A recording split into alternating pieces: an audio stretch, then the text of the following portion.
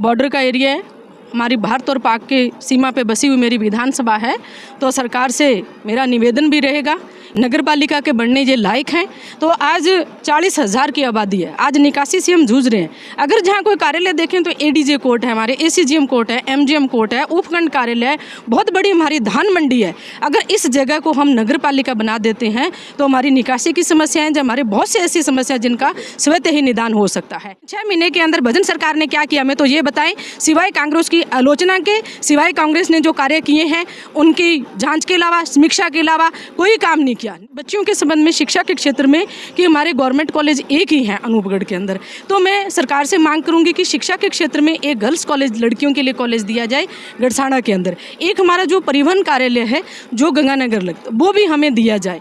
हमारे बच्चों के भविष्य से संबंधित जो नीट की परीक्षा रद्द हुई है, एक गरीब इंसान जो अपने बच्चों को पढ़ाता है वो इच्छा रखता है कि डॉक्टर बने, लेकिन कितना बड़ा घोटाला, इसमें सरकार क्या कर रही है। सारे डायरेक्टरगण आए हैं, सभी सरपंचगण थे, सभी की हमने बात सुनी है।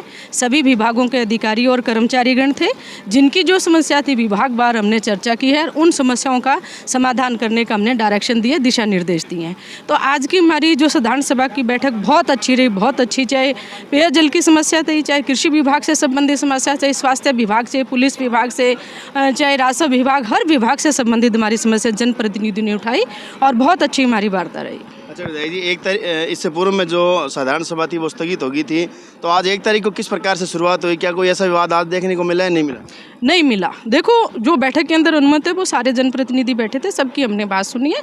जो एक संवैधानिक संस्थाओं के नियम के अनुसार जो चीज़ थी वो वीडियो साहब ने बात की है, अध्यक्ष महोदय की अनुमति से जो हमारी साधारण सभा चली, किसी तरह का कोई विवाद नहीं, बहुत अच्छी तरह हमारी साधारण सभा की बैठक हुई है। अच्छा विधायक जी, एक चीज़ जो सामने आ रही है कि साधारण सभा की बैठक के बाद में जो संबंधित अधिकारी होते हैं वो इन चीज़ों को बिल्कुल नॉर्मल लेते हैं और समस्याओं का समाधान नहीं होता है, फिर वही डरा चलता है। तो इस पर किस प्रकार से एक्शन लिया जाएगा आपकी तरफ? भी पीछे जो जनप्रतिनिधि रहे हैं, कहीं ना कहीं उनकी कमी रही है। जब मैं जनप्रतिनिधि हूँ, अगर मैं प्रशासन या अधिकारी कर्मचारियों को नहीं कहती हूँ तो मेरी कमी है। आज मैं एमएलए हूँ तो मेरा दायित्व बनता है कि 10 से 15 दिन जो हमारी चर्चाएं आई हैं उन पे अधिकारियों से पूछें। जहाँ जिन जनप्रतिनिधियों ने अपनी समस्या रखी है वो 7 दिन के बाद अवगत करवाए। कोई भी समस्या है उसका समाधान तभी होता है जब हम उसका पीछा करते हैं। हमने आज बात रखी, हम 2 महीने तक उस बात का पीछा नहीं करते तो वो समस्याओं का समाधान नहीं होता है। तो मैं भी इसकी मॉनिटरिंग करूँगी और जो संबंधित हमारे जनप्रतिनिधि हैं, चाहे जिला परिषद सदस्य, चाहे पंचायत समिति सदस्य, चाहे सरपंचगण है, वो भी उसका पीछा करेगा। तो मेरा पूरा विश्वास है कि जो प्रशासन है, जो संबंधित विभाग है, इन समस्याओं का समाधान करने का पूरा प्रयास करेंगे। अच्छा विधायक जी, अब अंत में 3 जुलाई से विधानसभा सत्र जो है वो शुरू होने जा रहा है और 10 जुलाई को भजनलाल सरकार है जो पहला जो है पूर्ण बजट पेश करेगी। क्या कुछ उम्मीदें गढ़साना व इस विधानसभा की क्षेत्र की जनता लगाई बैठी है, क्योंकि क्या कुछ उम्मीदें और क्या कुछ समस्या आप वहाँ लेकर जाएंगे? देखो, हमारा जिला बना है, अभी सरकार करी, हम समीक्षा करेंगे, वो तो कोई लगा नहीं। बॉर्डर का एरिया है, हमारी भारत और पाक की सीमा पे बसी हुई मेरी विधानसभा है। तो सरकार से मेरा निवेदन भी रहेगा कि आज जो हमारी गढ़साना को ले लीजिए, 4 पंचायतों को जो टच करता एरिया है हमारा, आज नगर पालिका के बनने ये लायक हैं।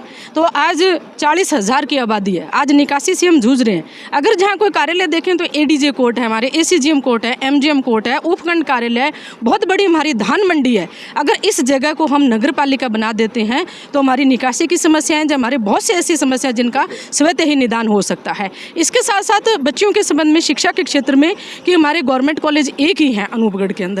तो मैं सरकार से मांग करूंगी कि शिक्षा के क्षेत्र में एक गर्ल्स कॉलेज, लड़कियों के लिए कॉलेज दिया जाए गढ़साना के अंदर। एक हमारा जो परिवहन कार्यालय है जो गंगानगर लगता, वो भी हमें दिया जाए। हमारी अच्छी संस्थाएं आएँ, जहाँ और भी ऐसे ऑफिस हैं जिससे हमारे एरिया का विकास हो। इसके अलावा बहुत सी जनहित से संबंधित समस्याएं हैं, चाहे कर्मचारियों की हैं, चाहे सरसों के भुगतान को लेके हैं। तो वो मुद्दे, वो प्रश्न मैंने विधानसभा के अंदर डाले हैं। अच्छा विधायक जी, भजनलाल सरकार से कितनी उम्मीद है, क्योंकि कांग्रेस के आप विधायक हो, विपक्ष में हो आप, तो क्या लगता है गढ़साना और इस विधानसभा पूरे क्षेत्र के लिए पॉजिटिव नज़रिया रहेगा भजनलाल सरकार का? नज़रिया तो 6 महीने हो गए, क्या किया है? हमारे कॉलेज बनाए, उनकी समीक्षा बैठक है, जिले बनाए, उनकी समीक्षा बैठक है। नीट का एग्ज़ाम देखिए आप किस तरह से लीक किया। अभी जो पीछे इन्होंने कह रहे हैं कि युवा महोत्सव बनाया है, जहाँ कर्मचारियों को नियुक्ति दे रहे हैं, तो वो पहले तो इन्होंने नियुक्ति प्रमाण पत्र दिए, भर्तियाँ तो हमारी सरकार के टाइम की थी। पेंशन वृद्धि की है तो वो तो पीछे हमारे सम्माननीय मुख्यमंत्री गहलोत जी ने कानून बनाए, प्रतिवर्ष 15% हम बढ़ाकर पेंशन देंगे। तो योजना तो हमारी सरकार की 15% बढ़ा। फिर इन्होंने, इनके घोषणा पत्र में था कि किसान निधि, जो समान किसान निधि योजना के तहत 12,000 रुपये खाते में। वहाँ 1000 रुपये डाला, 8,000 किसानों को देने की बात की है। 6 महीने के अंदर भजन सरकार ने क्या किया, हमें तो ये बताएं। सिवाय कांग्रेस की आलोचना के, सिवाय कांग्रेस ने जो कार्य किए हैं उनकी जांच के अलावा, समीक्षा के अलावा कोई काम नहीं किया। नीट का सबसे बड़ा, हमारे बच्चों के भविष्य से संबंधित जो नीट की परीक्षा रद्द हुई है, एक गरीब इंसान जो अपने बच्चों को पढ़ाता है वो इच्छा रखता है कि डॉक्टर बने, लेकिन कितना बड़ा घोटाला, इसमें सरकार क्या कर रही है? इसकी जांच होनी चाहिए, सीबीआई जांच होनी चाहिए, जो दोषी उनको सजा देनी चाहिए।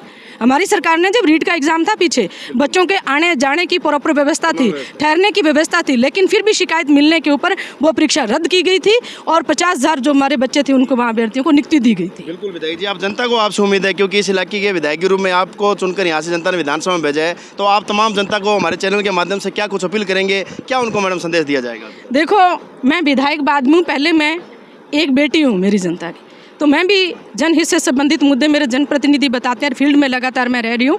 जो समस्या आती है उनको मैं संबंधित विभाग तक भेजती हूँ, उन समस्याओं का समाधान करवाने का मेरा पूरा प्रयास रहता है। फिर भी काम करते वक्त मेरे में भी कोई कमी रहे तो मैं मेरे जनप्रतिनिधियों से कहती हूँ कि आप लोग मेरी कमी बताइए, उस कमी को दूर करते हुए हम हमारी जनता को राहत दें, क्योंकि मेरी जनता ने मुझे बहुत अच्छा मान और सम्मान दिया है। तो मेरा प्रयास रहेगा कि अंतिम छोर तक जो बैठा हुआ व्यक्ति है उसकी समस्या सुनूँ, उसका समाधान करूँ। आपने देखा होगा पीछे हमने हॉस्पिटल भी चालू करा मध्यस्थता करके, और वाटर वर्क्स भी मैंने चेकिंग की है। अभी लगातार उनके सबसे पहले हमारे जो फिल्टर हैं वो चालू किए जाए, ताकि जनता रॉ वाटर ना पिए, स्वच्छ पेयजल हमारी जनता को मिले।